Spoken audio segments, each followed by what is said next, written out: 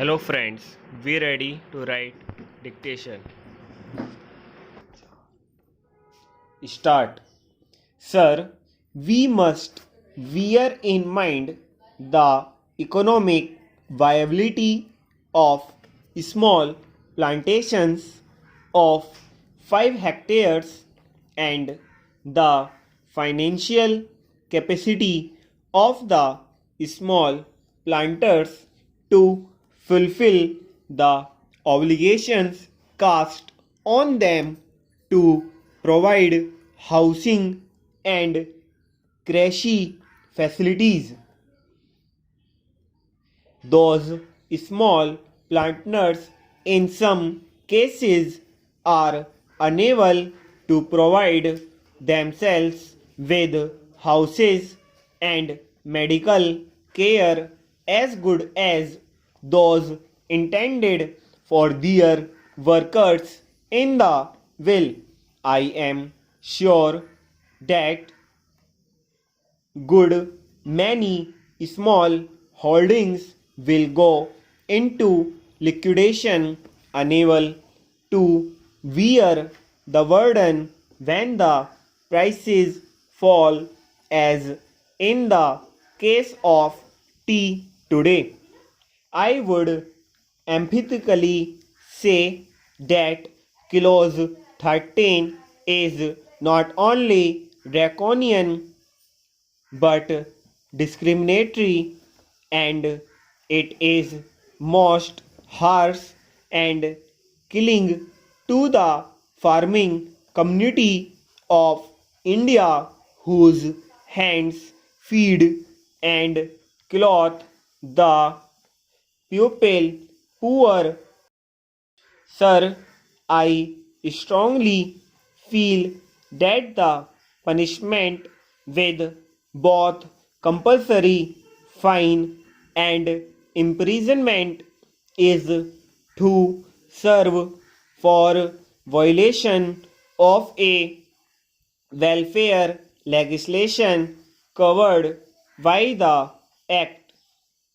For economic reasons and financial incapacity, the debt ridden employer, particularly a small holder, may be unable to discharge the obligations such as providing type, design, houses, crèches, medical facilities, etc. In such cases, there is no point in sending the landholder to jail and collecting a fine from him for every day to default. The relevant provisions in the will are made more stringent than the Facts Act, under which, in the case of further offence, the court is given the discretion to punish the defaulting employer. But in the proposed amendment, the word used is shall instead of may, which makes it mandatory on the court to impose imprisonment as well as fine.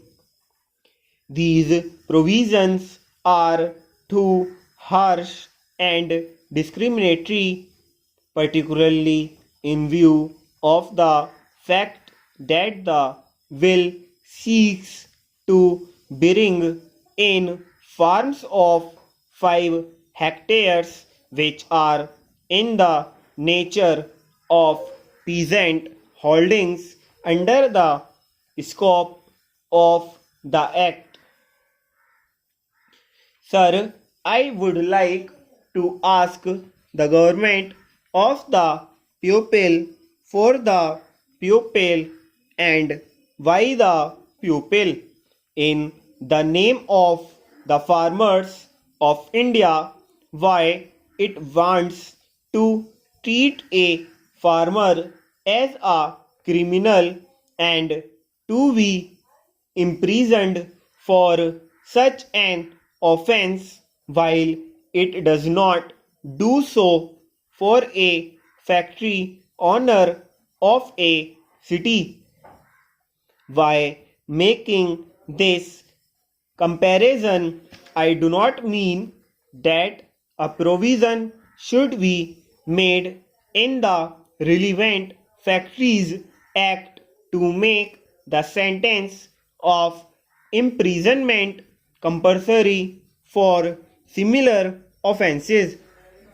Let me make it clear that I am not speaking against the interest of the workers in the plantations. I am only speaking against the stringent and invidious measures which have been provided in the will affecting the rural employers and the invidious laws enacted for them. Stop.